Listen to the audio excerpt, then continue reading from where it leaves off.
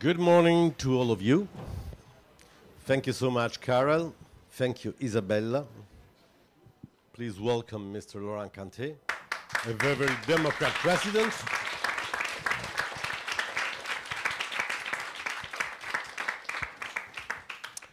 We're really, really happy to receive you here for your final discussion and verdict, which is streamed online. So you are totally comfortable of your opinion, so please don't be afraid by the idea to have a camera. It's a normal discussion. It's just like in a jury. You can have your opinions, you can change them, you can discuss.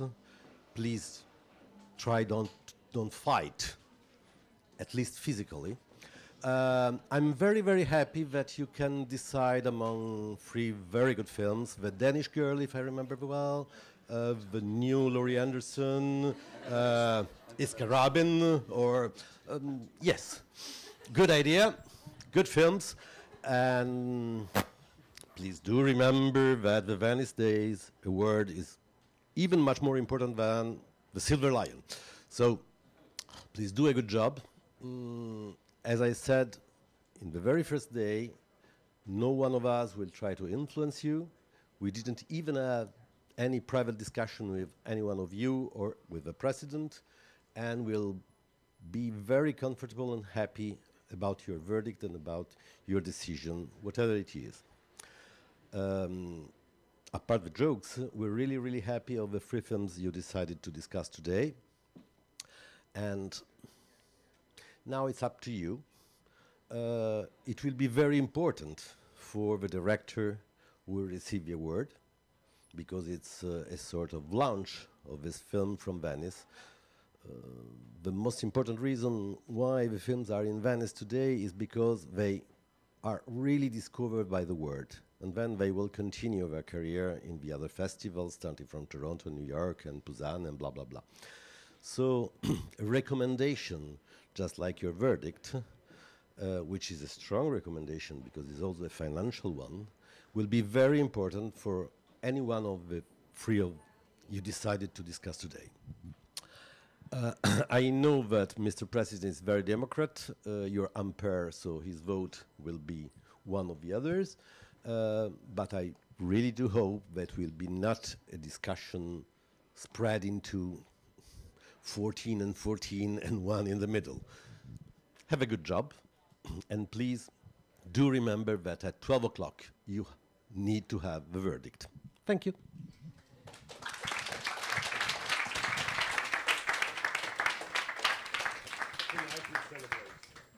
Thank you very much, Giorgio.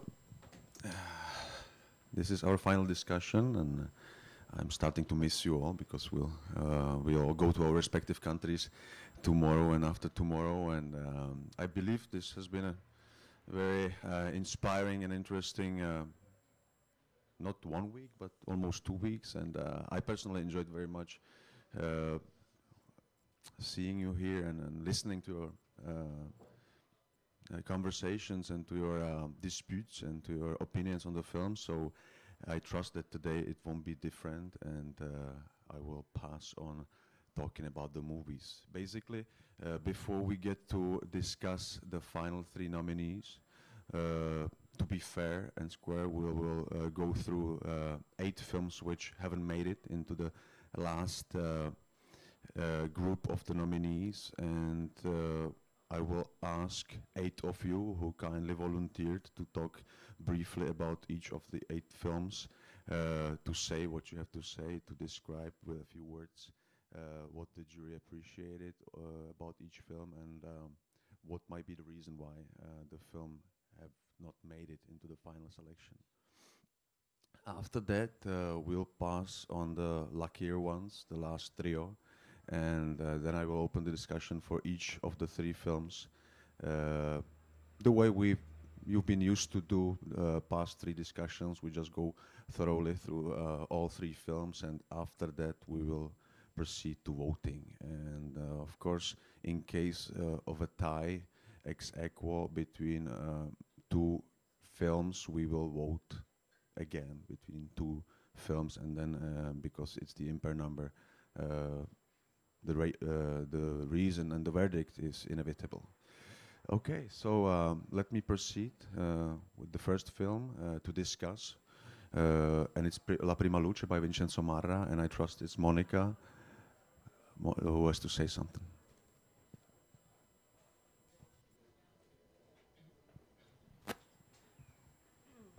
So yes, La Prima Luce, that was the first film we saw. I guess we were all very excited to be just in Venice to watch the first film of the competition.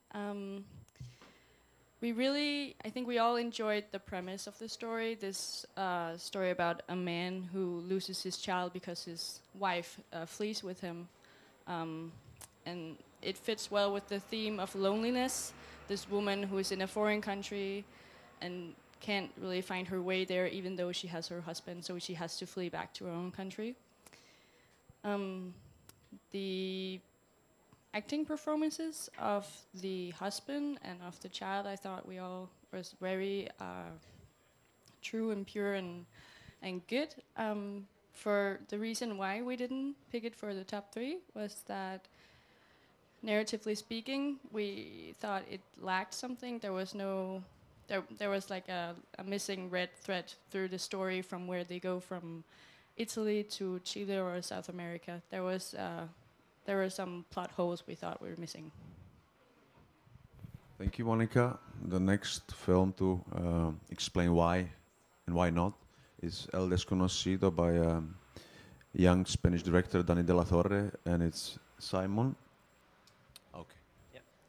El Desconocido is an action thriller, and it's about a banker who, during his morning trip to school to drop off his kids, is told that there's a bomb beneath the seats of his car, and if he sits up or if he leaves the car, the bomb explodes, and he's forced to get a very large amount of money to stop this from happening. So yeah, it is what it says on the paper. It's like a very pacey action thriller in the vein of, say, Speed or Phone Booth, and it is a lot of fun. There's some touches within it that are quite impressive. There's this long take right in the middle of the film. It's about 5 or 6 minutes long, and it goes around the streets, up some steps, and up into the sky. And I think we were all impressed with that. And the second performance is pretty good as well by Luis Tosar as Carlos. The scenes where he breaks down in the car were genuinely quite convincing, and as were his 2 children, they both gave very good performances. However, we felt that the message of the film, in the attempt to moralize Carlos as the banker who had sinned in the past, we feel like that was very dubious and very forced, and we didn't really like how it sort of tried to push the message down our throats when it really is just an action thriller. And there was also a bit of an outcry about the collateral violence against children, which is a pretty big plot point and pretty shocking scene. But otherwise, it was a pretty fun film. It's not going to set the world on fire, but it's nice, you know. Thank you, Simon. The next film is Lolo from France by well-known actress and director Julie Delpy, and I will ask Roxanne to say a few words about the film. Lolo is a movie written by Julie Delpy and directed by Julie Delpy, and she also has the leading role in the movie.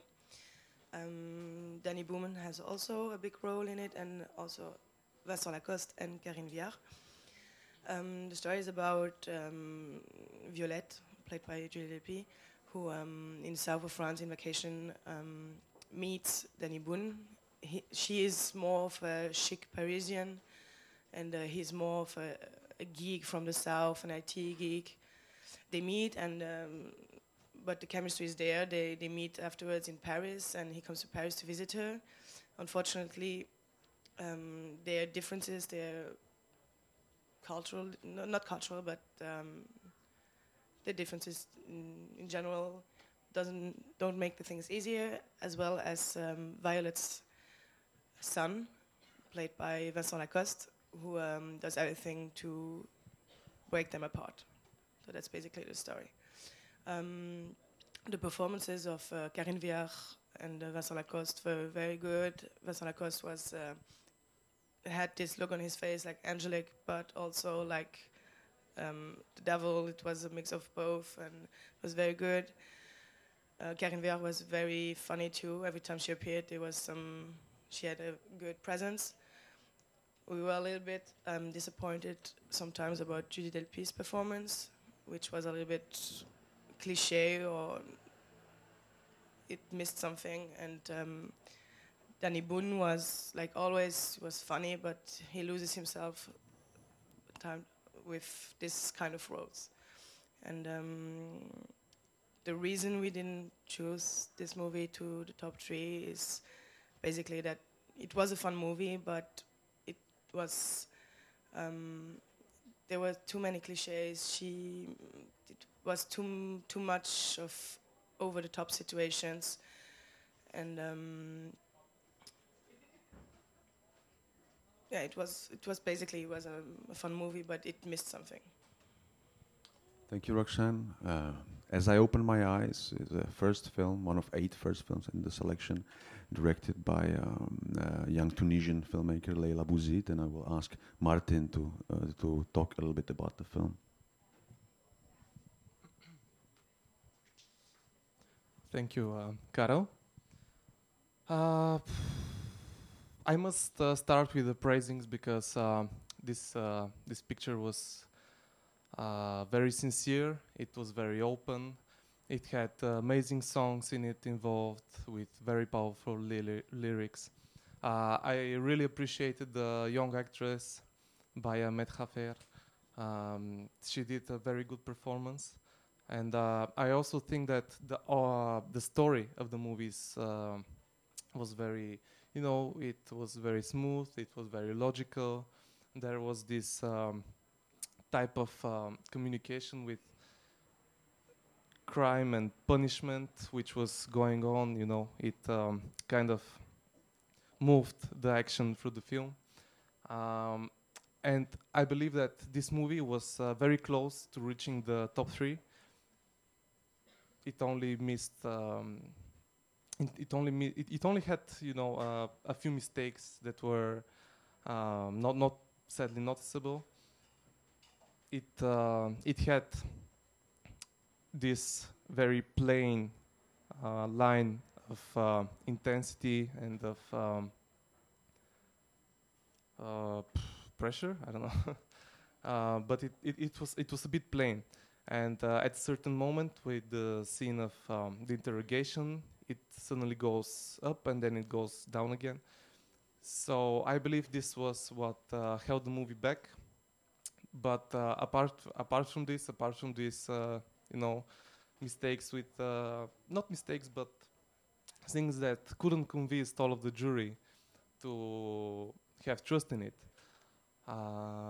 Apart from these things, I believe that it was a very sincere, very open movie, and I believe it was a success for the director, for all of the crew, and I believe that it would have a big festival life.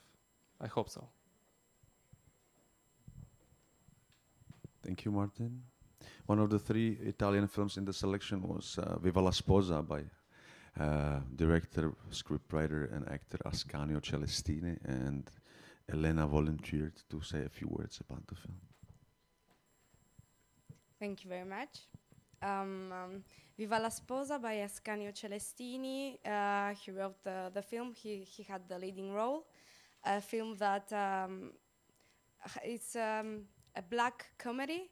I think everybody appreciated the black humor and the rhythm of the first part of the film, with this touch of ironic, awareness of their situations, because every character in this film is a part of the marginal society, kind of being outsiders. So maybe it was about their fragmentation.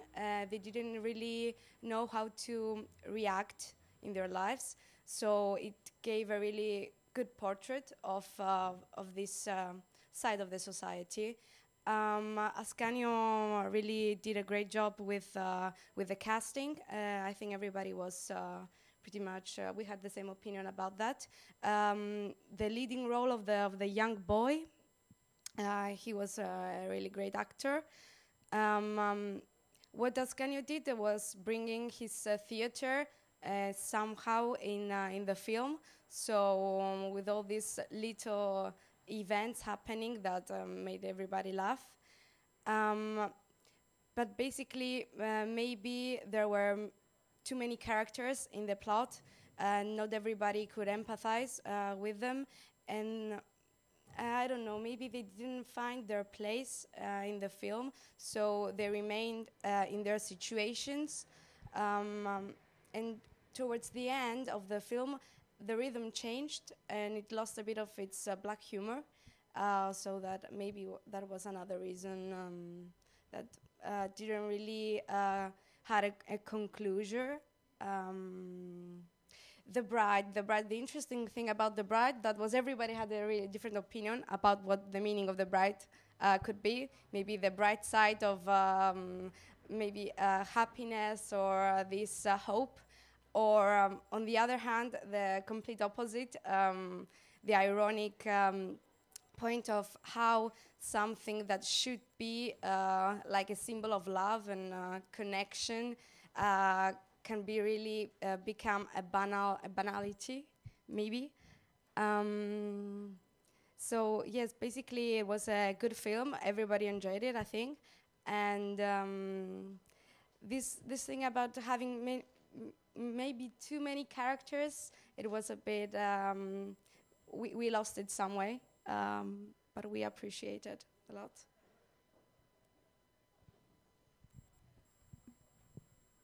Thank you, Elena.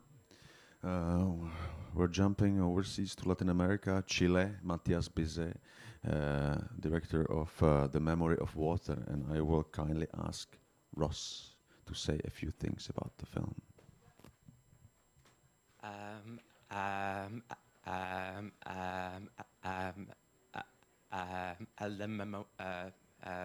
Memoria del agua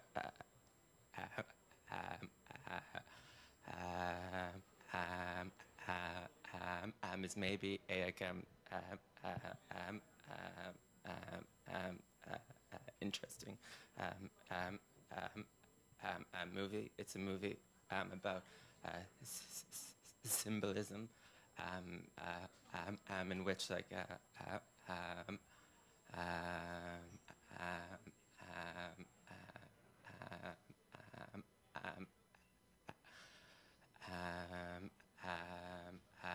like a couple cope with a loss and an absence, either like investing a like emptiness in with meaning, even like like inventing it. If you have to like in music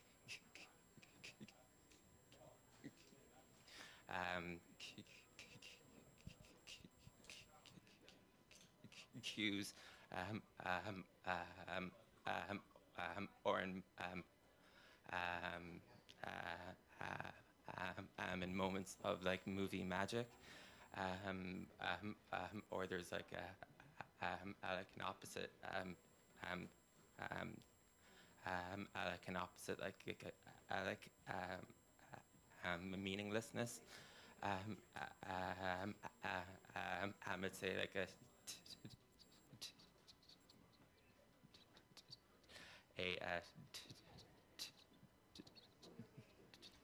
decentered film of two halves, and it pits against each other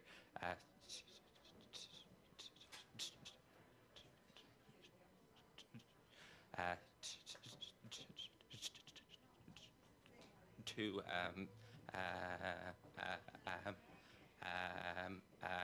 incompatible life,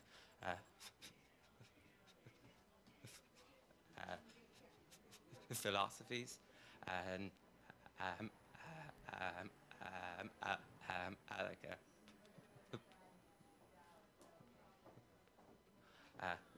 positive and a negative, in like a kind of like a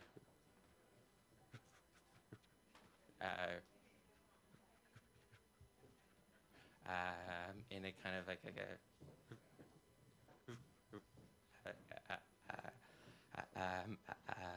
like realistic way. It offers no easy answers or no answers to tie up kind of like a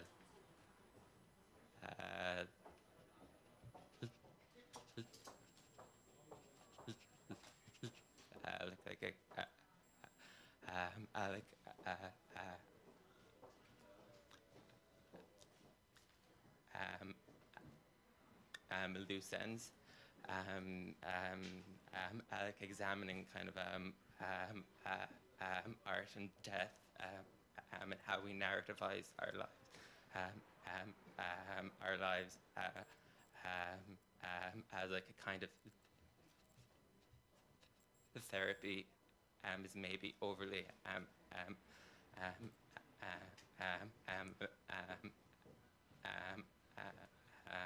ambitious. Ultimately, in any case, it had issues in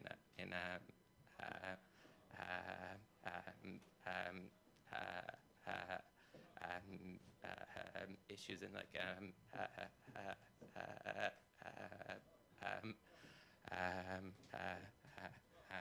execution, and like it's no longer in contention here. Thank you very much, Ross. Thanks. Island City, India, Ruchika Oberoi, first film, and Francesco. Okay, Island City. Island City is one of that kind of movie that you really won't expect in a movie festival.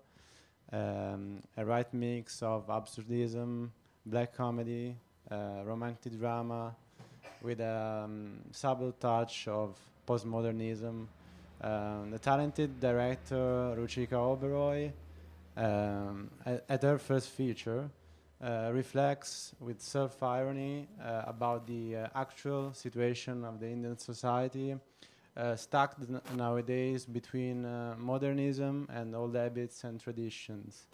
The screenplay is divided in 3 different episodes, all with strength and the narrative power of shortcuts in order to show the audience the immersive role of technology in the lives of 3 lonely human beings. Unfortunately, although the good performances by the actors, someone of us has perceived the movie as too fragmented and with too weak connection between the episodes, maybe because the frequent changes of tone of the script. I think that the movie worked as single episodes, even though the rhythm seems to be a little bit too diluted, and the irony maybe loses its freshness during the single story. So that's why, unfortunately, we didn't choose this movie. It's okay. And when you say unfortunately, I know you mean it. Klezmer, the last of the 8 films who haven't made it to the final nominations, but were appreciated and were thoroughly discussed at previous meetings, is a film by Piotr Sen, and Jacopo will say a few words about the film. Yes, I will humiliate myself with my Polish pronunciation.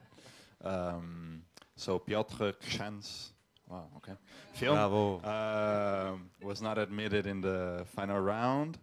It was admired for its subject matter, which was deemed brave, a brave choice for a feature debut. And the pictorial outlook divided the jury among those who found it very pictorial and those who found it inappropriate for the historical setting.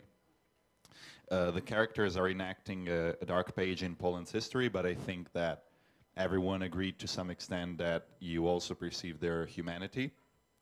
We were all conscious of the great difficulties that this project posited, but most of us were left hoping for a wider arc of evolution in terms of characterization and also in terms of the plot.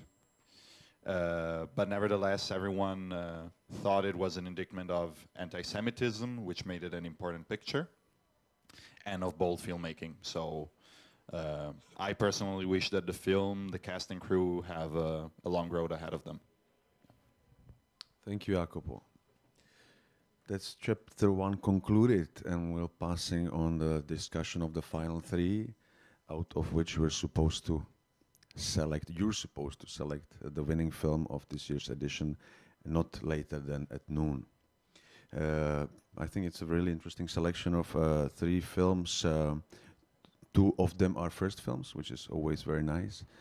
Each director comes from a different continent, so the diversity is there. And with no further ado, I will start the discussion about the Italian film Arianna, a first film by Carlo Lavagna. So I encourage you to speak and to discuss the film. Feel free to repeat what you said before. Also, it would be nice if you have something else on your mind, which maybe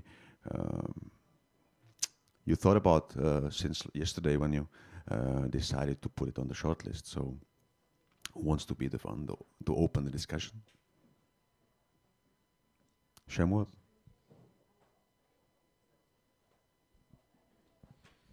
For me, the main reason to put this film on the shortlist was that it was definitely the most sensitive film among in the competition, in terms of the body and in terms of the main character.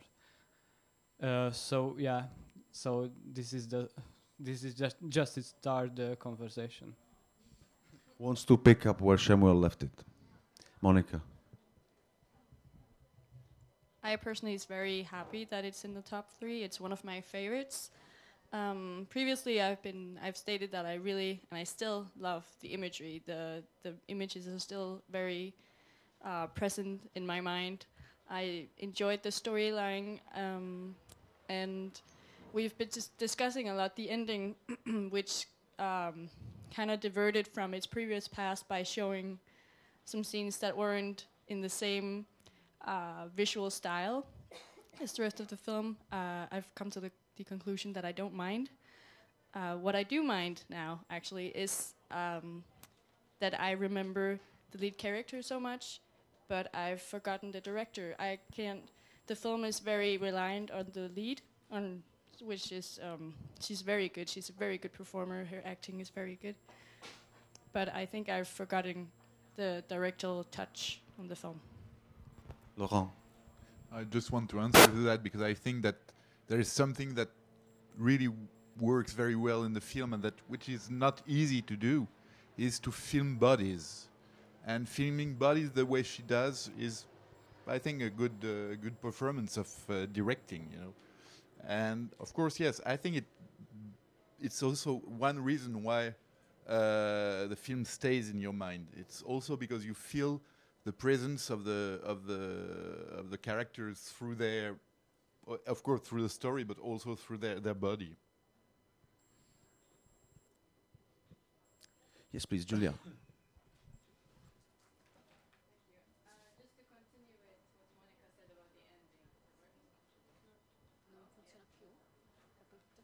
Okay, I think the battery is down and we have to... Oh, Jesus. Okay, just to continue with what Monica said about about the ending, because there was a lot of discussion about how this voiceover kind of maybe spoiled it a bit in the end. I actually would like to disagree with that, because it kind of brings the film a complete circle. It starts also with the same shot and with this also kind of voiceover and kind of ends with it. And to me, the director here was really capitalizing on this strong image of, Ariana and the lake and with those powerful, shocking eyes. And I think that's what makes it such a lasting image in our head. Most of us will carry, like Francesco said last time, will carry this with us back home. I also wanted to add, maybe then Elena can speak about it, about the subtext of this film. It was such an amazing discussion now about the reference to mythology and maybe also the link to maybe the mysteries associated with gender and the gender characterization. So I think this was a very important comment which came out during our discussions. And maybe Elena can pick it up. Yeah. You need to repeat it because that was quite amazing. I am feeling like I have to do the bad girl now. But the film started, it was really interesting because it had to do with identity again, but in a physical way. So that was quite different. And the opening was really interesting. She said she was born 3 times. So already you think, well, okay, what happened? What I really annoyed me, sorry to say that, is that it should be based on biology, and it wasn't. So I found it a bit didascalic, maybe because I knew the story of hermaphrodites. That's what we said at the first meeting, because I continued on finding points that leaded me towards the story. There weren't any flaws. It wasn't about her going into the woods because she understood that she had to accept herself for being that it, because it's not a boy, it's not a girl, it's both. It was about the story of him, Hermaphroditus, the son of Hermes and Aphrodite, who decided to go into the woods, and then he found the nymph. The nymph fell in love with him. I'm just going to tell the story so that everybody can remember it. The nymph just caught him so strong, and he wouldn't let him go away. So he asked for the gods to let him free from this hag, and she asked for the gods to let them be together forever. So what the gods did is they created this sample of hybrid, maybe, that could contain both of them. And then what he asked, he prayed for whoever entered the lake, because there's the lake in the forest, so we see them in the lake, and for who entered the lake to list his masculine part. So the film was ending with the story in the lagoon, and we had the frame with the mirror and the example of the angel she remembered, and we have Hermes, who was the messenger of the gods. So we have the wings, and that was the angel.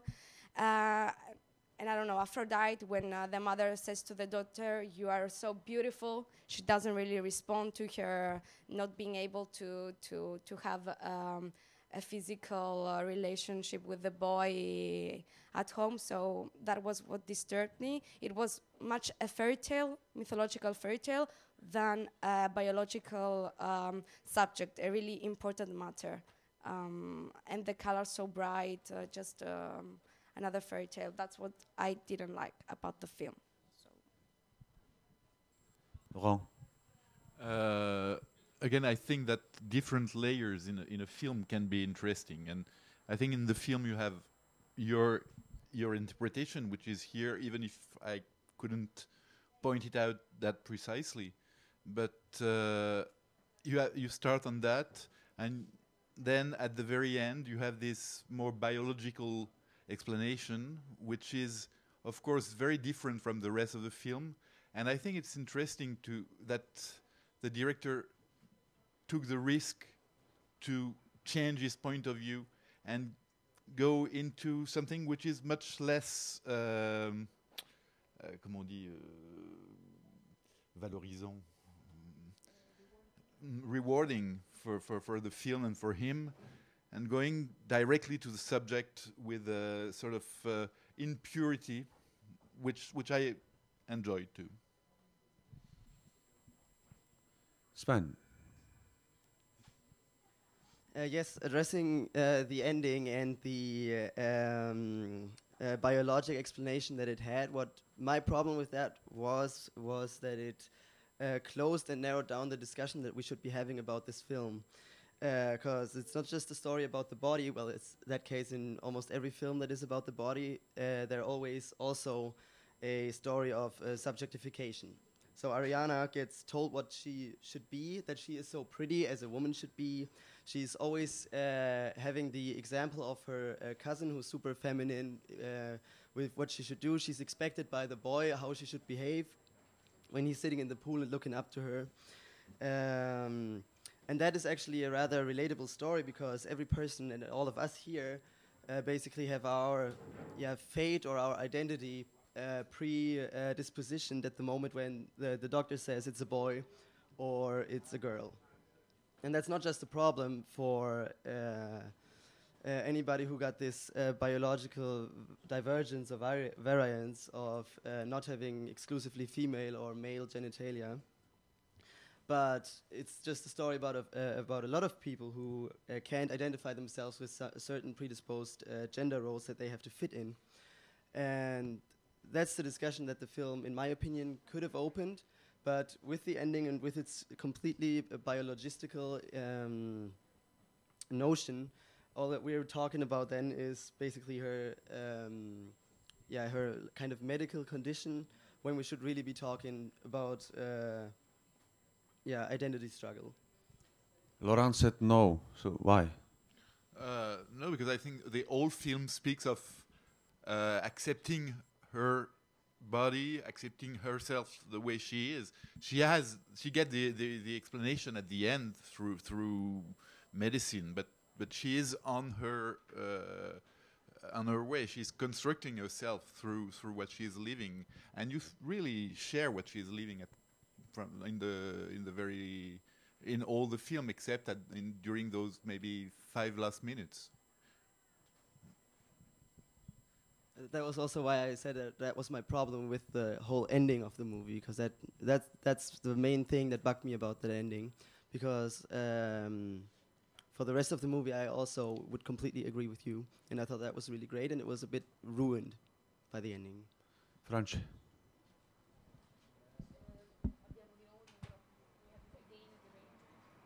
We have the wireless again. It's working now.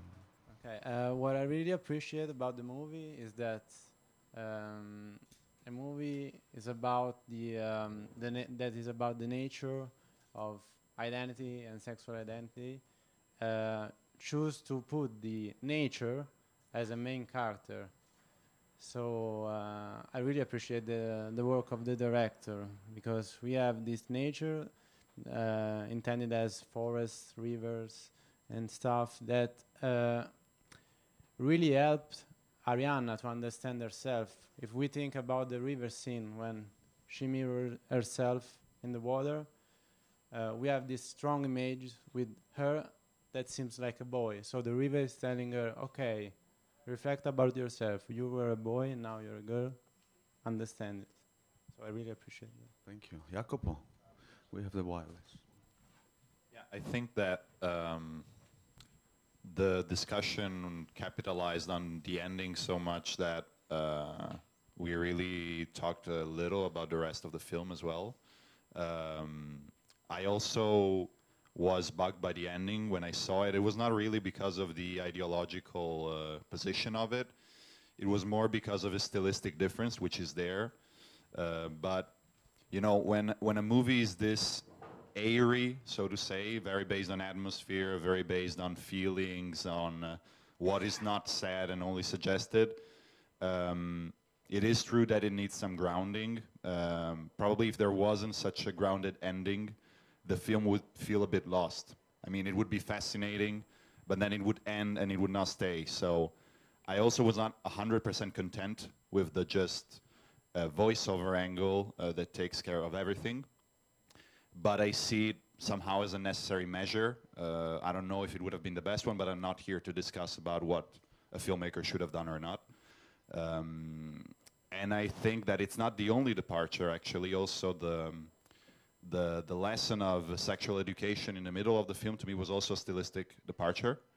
In the house, there is a very composed, very static framing, only focusing on what's necessary. And when we get in that scene, suddenly everyone is in the frame. You go from a close-up of a girl to another one and another one. Also, in the beginning, I thought it was kind of a flaw, but I think it's part of a more conscious decision, because that scene comes back in the ending after the voiceover. You find out that the voiceover comes from that sexual education scene, and that helped me as well to accept it a little bit better. Like, if it was just a voiceover coming from another dimension out of the story, perhaps I would have thought, okay, this is kind of imposition. But since it's grounded in a context that what presented before, I accepted it a bit better, yeah, I would say. Thank you very much. I guess we have to pass on the next one in order to be on time. Early Winter, a film made by a seasoned Canadian filmmaker, Michael Rowe. We had a really interesting conversation about this title as well, and I encourage those of you who haven't said a word, this is your moment. The camera is still rolling, so please. Johanna.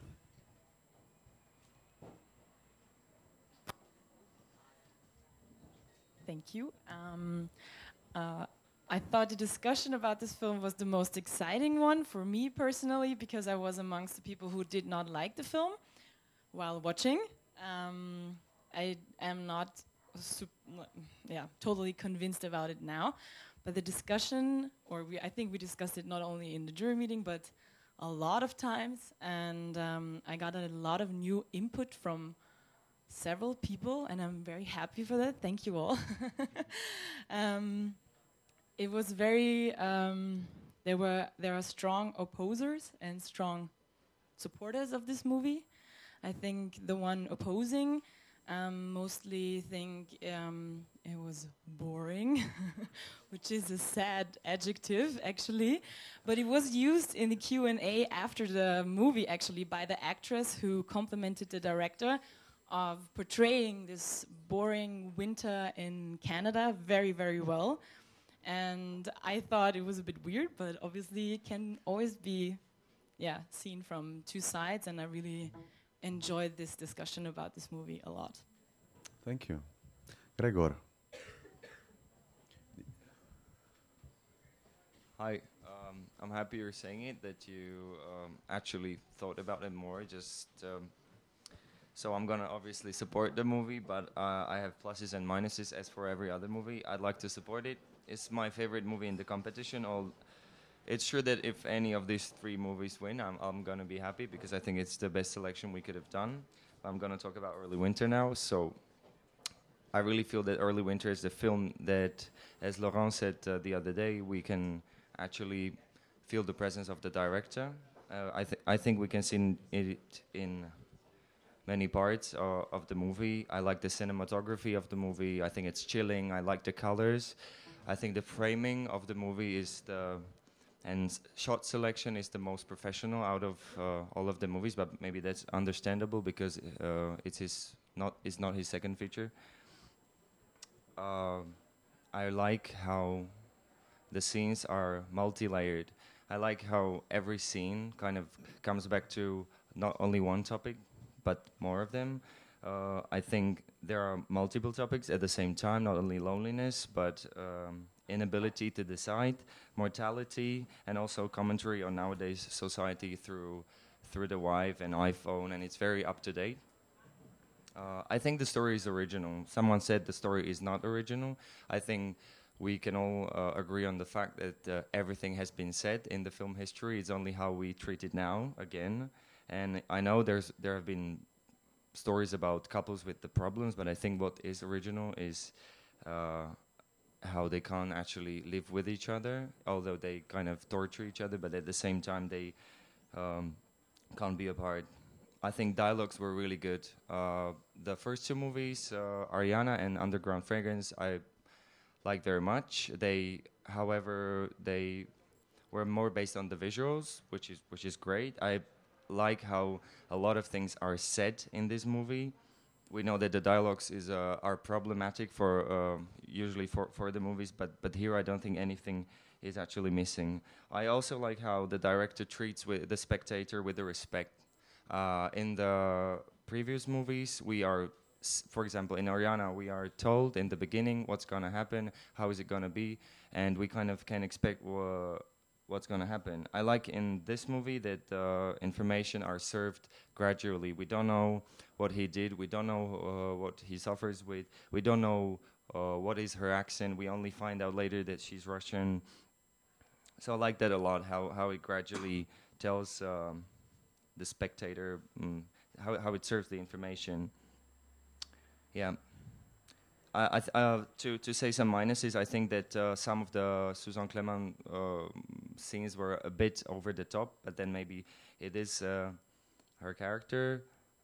And I like the characters. I like that they're not likable on the first sight. For example, her character.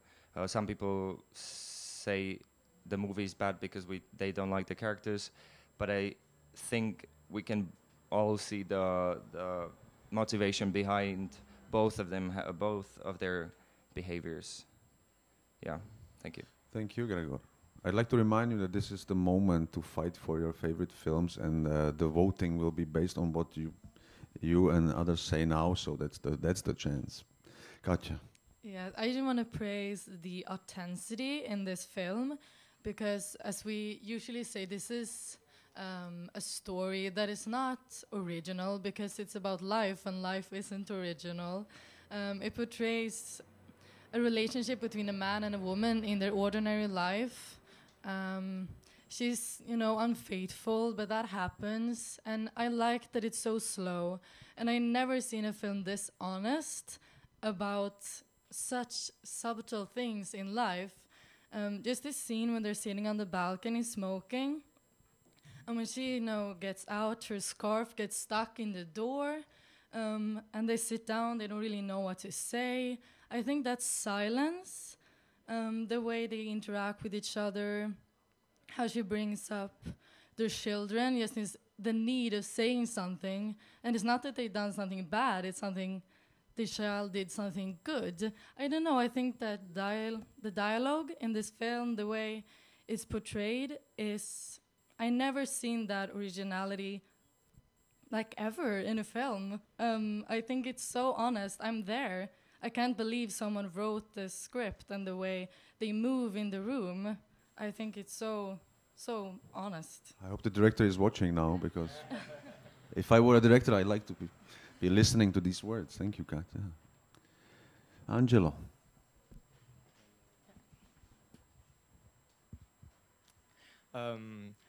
I agree with everything that have been said, because Early Winter is a movie that I really liked. Of course, I agree with Katja, who said that it is an honest, a true vision of the everyday life. And I think we can see it by the way he decided to shoot the film with a very stable frame. It is very intelligent. Well, this is why I think it is the most completed film we have seen, because the plot, the way it is shot, everything works, and everything it depends on everyone's sensitivity. As a comparison, it made me think of Still Life by Roberto Pasolini, with a very sober and subtle way to shot the everyday life. And I just want to say also that the staging was remarkable, the way the characters were moving on the frame, because as the camera was not moving and following the characters, I really found it remarkable. Thank you, Angelo. Ross. I don't know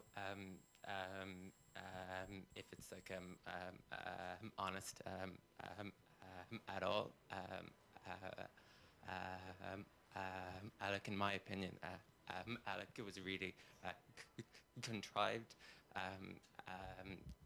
in like a really kind of like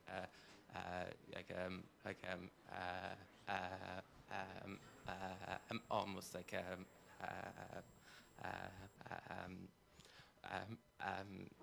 or just like it's like protagonist has no like a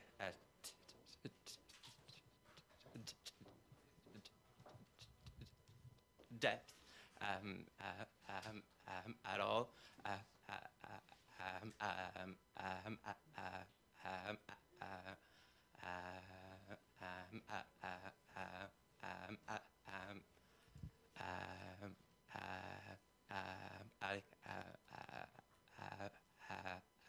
He's like a martyr, and like a martyr only, except had no kind of like interesting psychology of a martyr. Alec was just kind of all misery.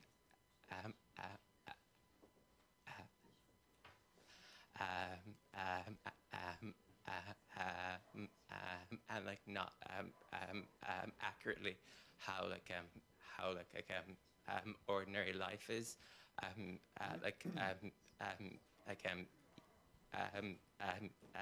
even like Mike Lee films, or like Michael Haneke's more have like a heart in them, and like early winter like had no heart, and like it's like ending like is just kind of makes obvious how like artificial all of it is, I think. Thank you, Ross. Simon. I'm going to strongly disagree with that. I think that the protagonist is a fantastically written character. He's dealing with his past demons, and he's also trying to organize his future with his children, and the present situation with his wife. She's always sort of subtly undermining him in this unintentional way, and yet he is also undermining himself because he works at this hospice, and it's almost as if he can't help himself from being there when people die. It's almost like a masochism that drives him, and I think that sort of masochism is a very, very interesting and sort of relatable aspect of his character, because what was I going to say?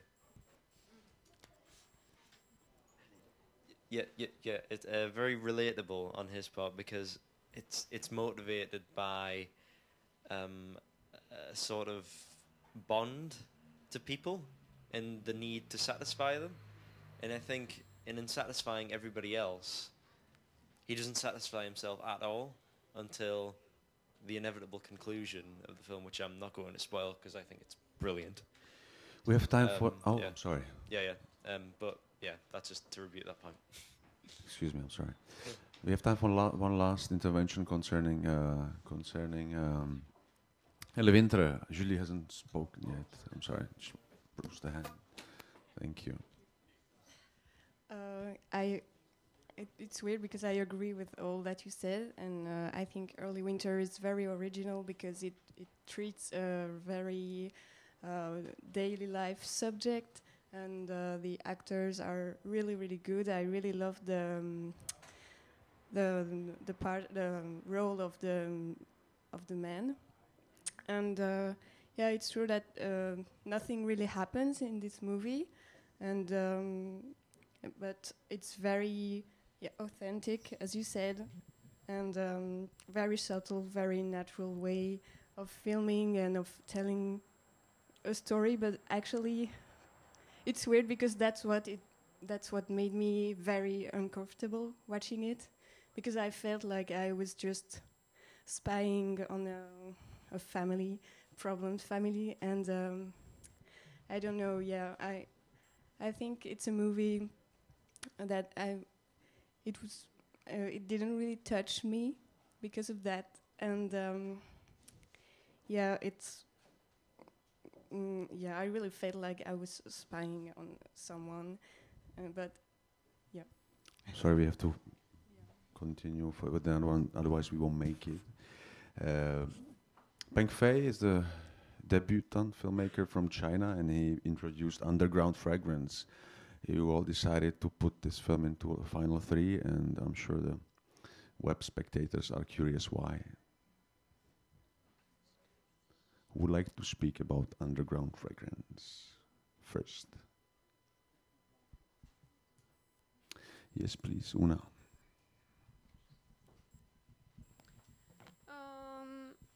At this point, I'm torn apart between Early Winter and Underground Fragrance, but I think even though Underground Fragrance is maybe not as accomplished as Early Winter in its cinematography and its mise-en-scène, it is incredible the way the director manages to leave you the space to breathe in and to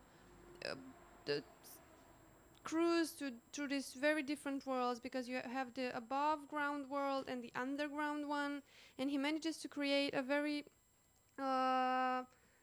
special feeling and a particular identity into a space that you would believe it's reserved to a special community, and then still he manages to have particular lives, and you don't have only the protagonists there, you don't have the arc of their falling in love, but you also have these very small insights into the everyday life of that community that is still very different.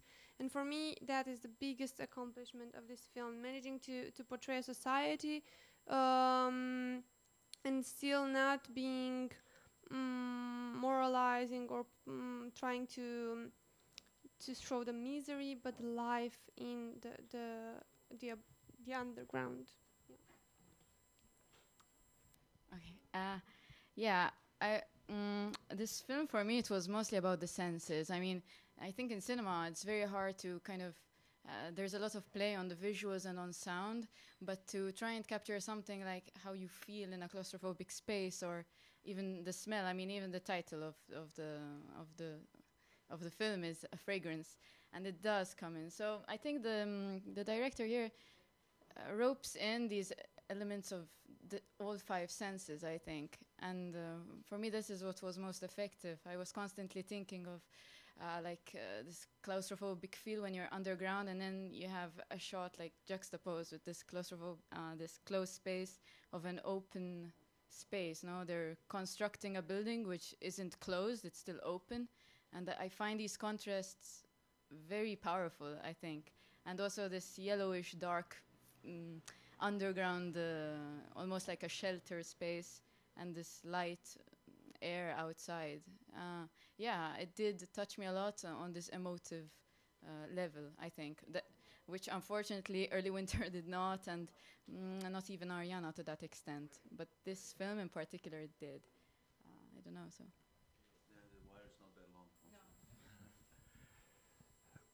Yeah, Arista, I didn't let you talk about the previous one. Do you want to talk about Underground Fragrance? Thank you.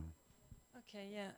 I really like the film as well, but I thought it wasn't a complete film for me. I thought the characters were very underdeveloped, because if I compare it with Early Winter, I felt like I knew the characters in Early Winter, that they're real people, while in Underground Fragrance, I thought it was a bit incomplete, especially the story with the couple who want to sell the house. I thought it was incomplete. Like I didn't get anything from it really. Like it was very beautifully shot and it had some good jokes. We all laughed with the chicken, but I thought it didn't give me something like to take with me in a way. Like we use that a lot here, but I thought like I don't know these people, and I didn't like that. I thought he didn't go very deep in their psychology, and he didn't use many details to give me like a kind of impression of them that would stay. Yeah.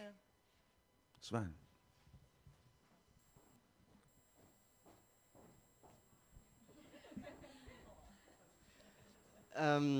It's a bit difficult to compare it to Early Winter, of course, since in Underground Fragrance we basically have that kind of fairy tale story which still tries or succeeds in getting some realism in there while still being very multi-layered, and on the other hand you have with Early Winter a completely different film that I still prefer to Underground Fragrance, because that unfortunately there was so many great stuff in Underground Fragrance, and it was so clever and it was so subtle filmmaking at points, and then it kind of just missed this 15 minutes that it needed to don't let them disturb you. to explore both of the storylines, maybe linking them, not necessarily linking them because I don't think that would have been necessary, but just giving them a bit more time to flourish, and then it would have been a great movie and my favorite of the whole festival, not just the section, but that was missing. Laurent? I want to speak about this film because for me it's the one I would prefer in the three.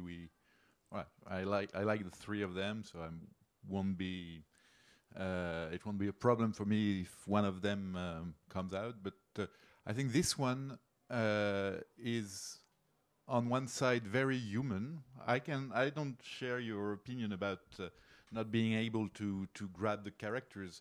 For me, you can grab from them just what they want to give you, and that's enough for me. And what's interesting is also I think it's a film about discontinuity in the geography of the film. You have this underground life. You have what's happening over the ground. I don't know how to say that, but underground, and it really gives me the feeling of being there at each moment. Just even through details like the ceiling, which is very low in the basement, and that you can feel how you have to move in this place. You can. And you have all this, the sound you can hear from different places in different houses. Here you can feel it really through a filmic language,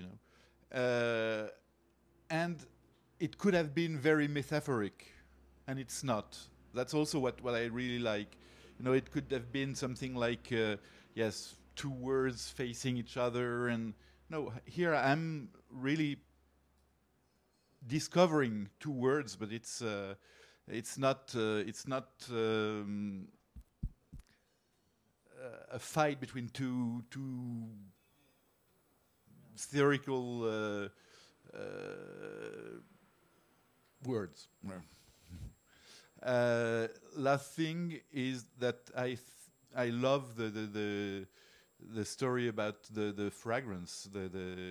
I think it's a great idea that the only thing you can get from her is this little how do you call that? Perfume deodorant, and the only link between them, finally, which is the only moment where discontinuity breaks down, is through this little very dérisoire,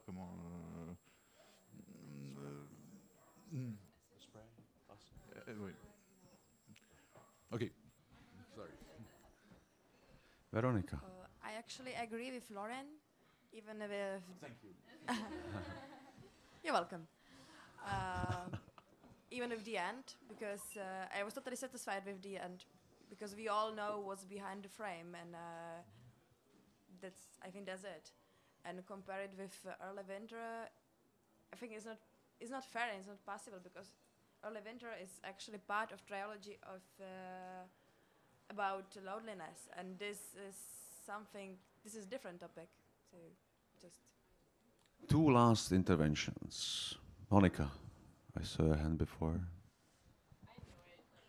Can you hear me? Is it working? Hello? Yes. Oh, there it was.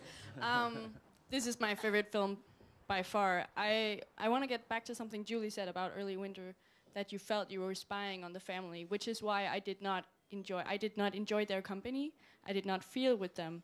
This film, like Laurent said, you felt like you were there, and like you said, it's all about the senses. It's so rich in details that I feel like I'm in the underground labyrinth, getting lost with all the other characters, with the man who's blind. I felt like I was blind with him in the underground. I was so there, and I wasn't in Early Winter. And the last one. Yaila, you haven't spoken yet, so you have the mic. Do you have the mic? Stan? Okay, for this movie, it's not really the story or the characters that made an impression on me, but it was really the visual aspect of the movie. It was just beautifully done. Like, the scenes were so nicely composed and so much eye for details. So I think many scenes, I would love to see them again because they looked so beautiful. But for me, it's not enough to make a complete movie. It was just fun for the eye, but not really. I won't take it with me. Like, the story, I'll leave it behind here. I'll keep the memory of the beautiful scenes. Okay, it's fair that Monsieur le Président will conclude the discussion. I didn't want to conclude. I think where we all knew the American dream, and I think here through the film we discovered the Chinese dream. And of course, I don't think it's much better than the American one. And I think it shows it very, very right. You can feel through the film how hard it is to dream this way. Thank you all very much. It's time for the final shootout. Yes, clap to each other. You deserve it. You've been great.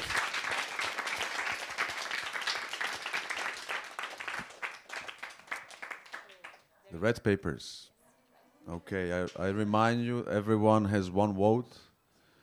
Everyone is going to write down the name of his or her favorite movie of all movies in Giornata degli Autori 2015. Take a few seconds if you want to think about it, because there is no going back.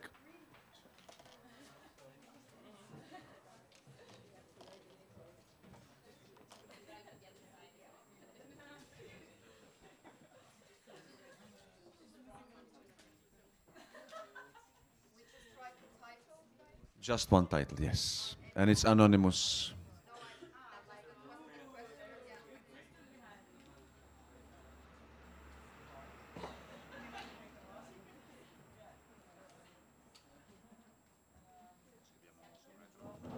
Yes, that's good strategy. Approach the bowl and throw it in, please. Great. We're still live. Let me just remind you, we're still live. Yeah. No. It's time for some fun too.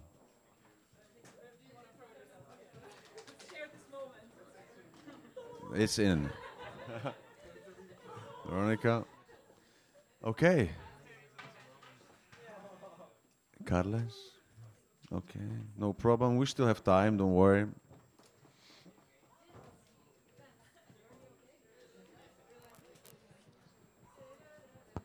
Martin. Is that all? Is that it?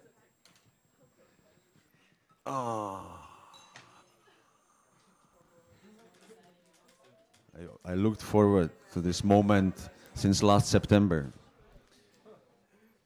Okay, I'll be just reading out loud the names, the titles, and Isabella will make notes.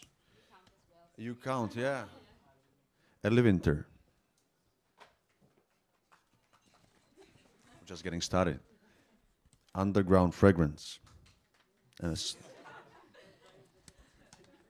Underground fragrance. Ariana. Underground fragrance. Underground fragrance. Early winter. There is a lot of hearts there. It's nice, it's nice. I like that. Underground fragrance. Oh, this was wild. Ariana. Early winter. Underground fragrance.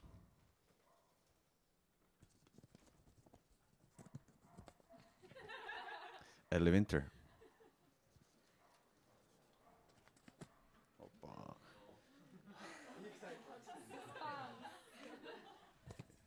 Burns. Underground fragrance. Early winter. Early winter.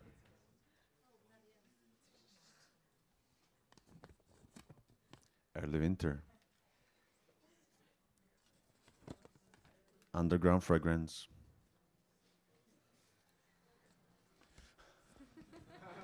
Early winter.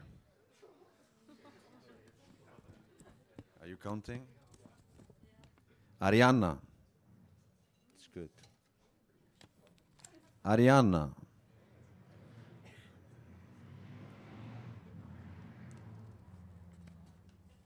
Early winter. Early winter. Underground fragrance.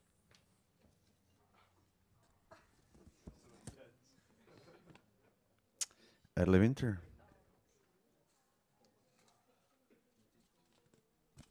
Oh. Sorry. Early winter. Early winter. Early winter. Underground fragrance. And the last one. The Danish girl.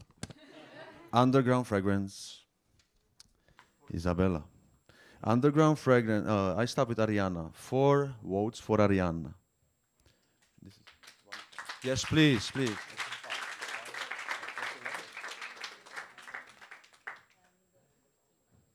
Underground fragrance 11.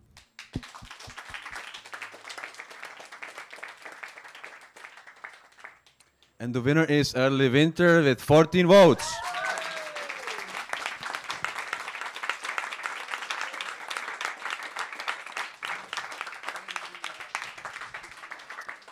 Thank you very much. Is there anything else? Pizza, yeah, we'll be eating pizza all together tonight. The award will be handed over at 7 p.m. or the ceremony will start at 7 p.m. right here. And as soon as the ceremony is concluded, we will proceed to eating pizza together, which I look forward to very much. Thank you again. Thank you. It's been really great.